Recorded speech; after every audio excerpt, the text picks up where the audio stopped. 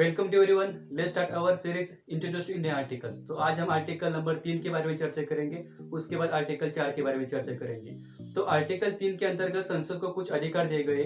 संसद को किसी राज्य के नाम में परिवर्तन करने का, किसी राज्य के क्षेत्रों को बढ़ाने का, किसी राज्य के क्षेत्रों को घटाने का या किसी राज्य की सीमा में परिवर्तन करने का अधिकार दिया गया है। अब यह हमें चेंजेस करना है तो इसके लिए राष्ट्रपति की पूर्व सहमति आवश्यक होती है। और इसके लिए क्या होता है, सहमति मिलने के बाद संसद में बिल पेश किया जाता है, उसके ऊपर विचार विमर्श किया जाता है। संसद में बिल पेश होने के बाद उस पर सब कार्रवाई होती है और बाद में बिल को मंजूर किया जाता है। अब जिस राज्य में यह परिवर्तन करना है उस राज्य को फिर से वो बिल दोबारा विचार विमर्श करने के लिए भेजा जाता है। याद रहे, बिल सिर्फ विचार विमर्श करने के लिए भेजा जा रहा है। यहाँ पर राज्य की सहमति या उस पर उसके ऊपर सुझाव नहीं मांगा गया है। अगर राज्य उसके ऊपर उनके सुझाव या कुछ विचार विमर्श भेज देता है तो संसद इसके लिए बाध्य नहीं है कि वह राज्य के सुझाव को मान्य करे। तो लेकिन यह हुआ हमारे संविधान में। अगर हम अमेरिका का संविधान देखें तो वहाँ पर ऐसा नहीं है। वहाँ पर ऐसे सिस्टम है कि अगर हमें किसी राज्य के नाम में, सीमा में या उसके क्षेत्र में कुछ परिवर्तन करना है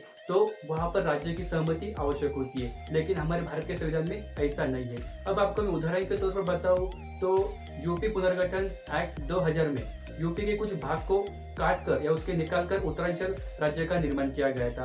और दूसरा उदाहरण नाम परिवर्तन के संदर्भ में तो मद्रास राज्य एक्ट 1969 में मद्रास का नाम बदलकर तमिलनाडु कर दिया गया था। तो आर्टिकल 4 यह कहता है कि राज्य के अगर आपको राज्य के प्रवेश में, उसके गठन में, उसके निर्माण में, उसके सीमा परिवर्तन के संदर्भ में कुछ भी परिवर्तन करना है तो संसद यह सिर्फ आर्टिकल 2 और आर्टिकल 3 के अंतर्गत ही कर सकती है, अन्यथा नहीं। तो अब यार मेरे मन में यह सवाल आ रहा था कि क्या संसद आर्टिकल 3 का इस्तेमाल करके किसी राज्य को उसके जड़ से खत्म कर सकती है? तो नहीं।